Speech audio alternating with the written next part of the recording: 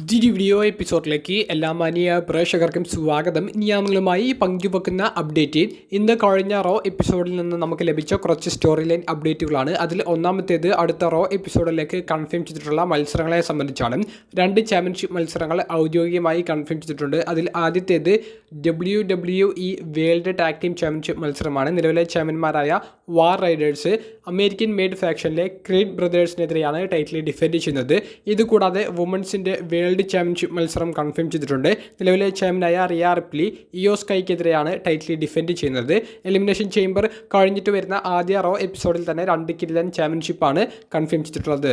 നമുക്കിന്നത്തെ raw എപ്പിസോഡിൽ കാണാൻ സാധിച്ച ചാമ്പ്യൻഷിപ്പ് മത്സരങ്ങളെ സംബന്ധിച്ച് നോക്കുകയാണെങ്കിൽ വുമൻസിൻ്റെ ഇൻ്റർ കോണ്ടിനെൻ്റൽ ചാമ്പ്യൻഷിപ്പ് മത്സരം കാണാൻ സാധിച്ചു. മത്സരം ലൈറ വാൽക്കിരിയ എന്ന ചാമ്പ്യൻ ഡക്കോട്ട കായ്ക്കെതിരെ ടൈറ്റിൽ ഡിഫെൻഡ് ചെയ്ത മത്സരമായിരുന്നു. മത്സരം പെട്ടെന്ന് തന്നെ അവസാനിക്കുന്നതായിട്ടാണ് ഫീൽ ചെയ്തത്.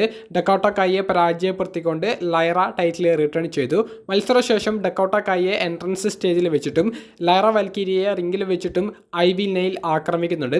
ഐവി നെയിൽ അടുത്ത ഇൻ്റർ കോണ്ടിനെൻ്റൽ ചാമ്പ്യൻഷിപ്പിൻ്റെ എതിരാളി എന്നുള്ളതും അവർ വ്യക്തമാക്കി തരുന്നുണ്ട്. ഐവി നെയിൽ ആ ഒരു IC ടൈറ്റിൽ വിജയിക്കാനും സാധ്യതകൾ ഏറെ എന്ന് തന്നെ പറയേണ്ടി വരും. പിന്നീട് നടന്ന ചാമ്പ്യൻഷിപ്പ് മത്സരം മെയിൻ ഇവൻറ്റിലെ വുമൻസ് ടാഗ് ടീം ചാമ്പ്യൻഷിപ്പ് മത്സരമായിരുന്നു. നിലവിലെ ചാമ്പ്യന്മാരായ ബിയാങ്ക ബെലേറും നയോമിയും ടൈറ്റിൽ ഡിഫെൻഡ് ചെയ്തത് ജഡ്ജ്മെൻ്റ് ഡേ ഫാക്ഷനിലെ ലിവ് മോർഗൻ, റഗിൽ റോഡ്രിഗസ് തുടങ്ങിയവർക്കെതിരെയാണ്. മത്സരം അതികിടിലമായിരുന്നു. 4 പേരുടെ ഭാഗത്തു നിന്ന് കിടിലമായിട്ടുള്ള പെർഫോമൻസ്, കിടിലമായിട്ടുള്ള മൊമെൻറ്റ്സ് ആയിരുന്നു അവസാന ഭാഗങ്ങളിൽ നമുക്ക് കാണാൻ സാധിച്ചത്. ത്രില്ലിംഗ് ആയിട്ടുള്ള പിൻഫോൾ ശ്രമങ്ങളൊക്കെ നമുക്ക് കാണാൻ സാധിച്ചു. മത്സരത്തിൽ പുതിയ tag team ചാമ്പ്യന്മാരായിക്കൊണ്ട് judgement ഡേയിലെ live മോർഗനും Raquel റോഡ്രിഗസും വിജയിക്കുന്നതായിട്ടാണ് നമുക്ക് കാണാൻ സാധിച്ചത്. പതിവ് പോലെ ഡൊമിനിക് മെസ്റ്റിരിയയുടെ സഹായം ലിവ് മോർഗനും റഗിൽ റോഡ്രിഗസിനും വിജയത്തിന് കാരണമായി എന്ന് തന്നെ പറയേണ്ടി വരും. കിടിലമായിട്ടുള്ള ഒരു എൻഡിങ് ആണ്. എന്തായാലും ബിയാങ്ക ബെലേർ, നയോമി തുടങ്ങിയവരുടെ ഭാവി എന്ത്? എലിമിനേഷൻ ചേംബറിൽ ഇവരിൽ ആരെങ്കിലും വിജയിക്കാൻ സാധ്യതയുണ്ടോ? അതിന് മുൻപുള്ള ഒരു തോൽവിയാണോ ഇപ്പോൾ റോയൽ കൊടുത്തിട്ടുള്ളത് എന്നുള്ള വലിയ ചോദ്യങ്ങളൊക്കെ ബാക്കി നിർത്തിയിട്ടുണ്ട്. പുതിയ വുമൻസ് ടാഗ് ടീം ചാമ്പ്യന്മാരെയും നമുക്ക് ഇന്നത്തെ റോയിലൂടെ കാണാൻ സാധിച്ചിരിക്കുന്നു.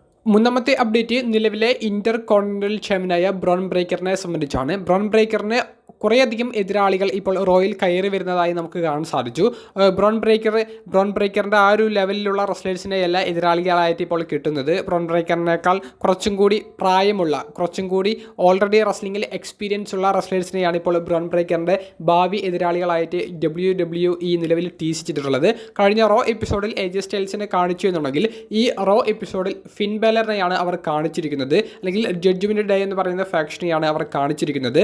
റോ എപ്പിസോഡിൽ ബ്രോൺ ബ്രേക്കർ ഡൊമിനിക് മെസ്റ്റിരിയോയ്ക്കെതിരെ കളിച്ച മത്സരം ഡിസ്ക്വാളിഫിക്കേഷനിലൂടെയാണ് അവസാനിച്ചത്. ബ്രോൺ ബ്രേക്കറിനെ കാർലിറ്റയും ഫിൻ ബാലറും ചേർന്ന് ആക്രമിച്ചു. എന്നാൽ ബ്രോൺ ബ്രേക്കർ തിരിച്ചടിച്ചു. അവസാനം ഫിൻ ബാലറും ബ്രോൺ ബ്രേക്കറും കൂടി ഫേസ് ടു ഫേസ് വരുന്ന ഒരു മൊമെൻ്റ് ഉണ്ടായിരുന്നു.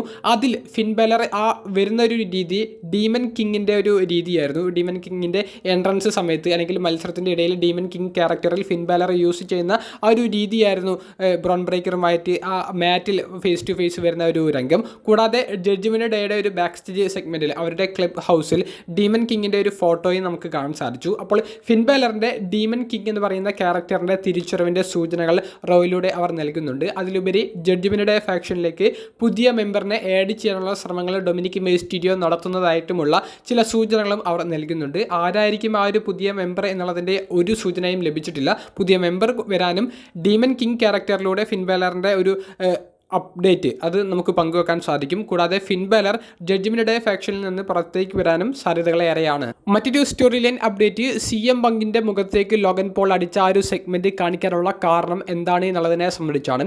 ഒറ്റ നോട്ടത്തിൽ നമുക്ക് എലിമിനേഷൻ ചേംബർ പ്രീമിയം ലൈവ് ഇവൻറ്റിൻ്റെ ഒരു ബിൽഡപ്പിൻ്റെ ഭാഗമായിട്ടാണ് ആ ഒരു സെഗ്മെൻറ്റ് കാണിച്ചത് എന്ന് പറയാൻ സാധിക്കുമെങ്കിലും, പക്ഷേ അത് യഥാർത്ഥത്തിൽ CM പങ്കും ലോഗൻ പോളും തമ്മിൽ ഭാവിയിൽ വരാൻ സാധിക്കുന്ന ഒരു സിംഗിൾസ് മത്സരത്തിൻ്റെ ബിൽഡപ്പിലേക്കുള്ള ഒരു സ്റ്റെപ്പാണെന്ന് നമുക്ക് പറയേണ്ടി വരും.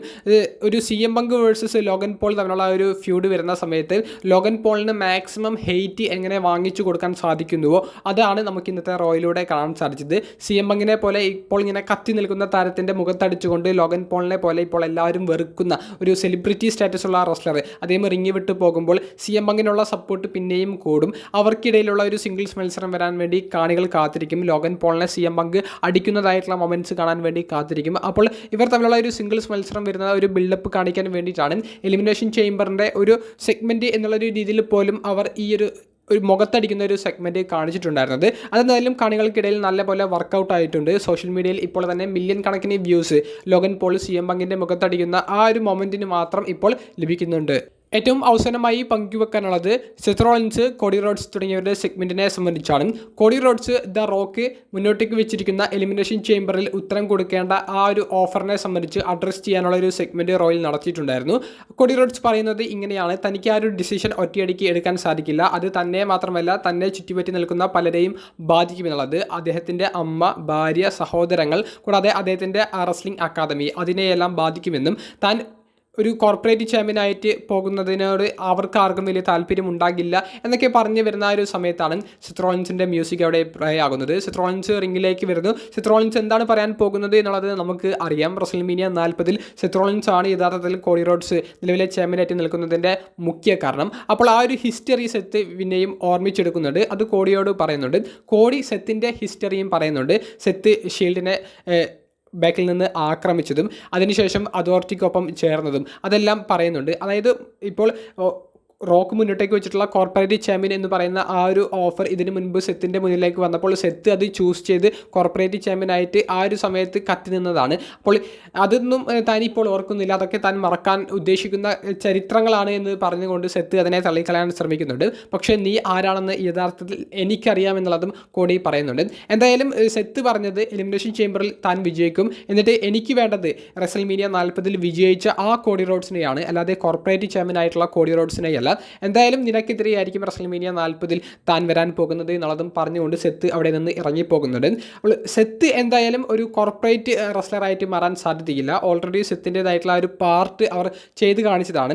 അതായത് റോക്കിൻ്റെ ഓഫർ കോഡി സ്വീകരിച്ചില്ല എന്നുണ്ടെങ്കിൽ സെത്ത് റോക്കിൻ്റെ കൂടെ ചേർന്നുകൊണ്ട് കോഡിക്കെതിരെ നിൽക്കാനുള്ള യാതൊരുവിധ സാധ്യതയുമില്ല. അത്തരത്തിലുള്ള ചില സംശയങ്ങൾ ചില കൂട്ടുകാർ കമൻറ്റ് ബോക്സിൽ ചോദിച്ചിരുന്നു, അല്ലെങ്കിൽ അത്തരത്തിലുള്ള ചർച്ചകൾ സോഷ്യൽ മീഡിയയിൽ നടക്കുന്നുണ്ട്. അപ്പോൾ എന്തായാലും സെത്ത് കോഡി റോഡ്സിനെ എതിരെ അല്ലെങ്കിൽ കോഡി റോഡ്സിനെ ചതിക്കുന്ന രീതിയിൽ റോക്കിൻ്റെ കൂടെ ചേരാൻ യാതൊരുവിധ സാധ്യതയുമില്ല.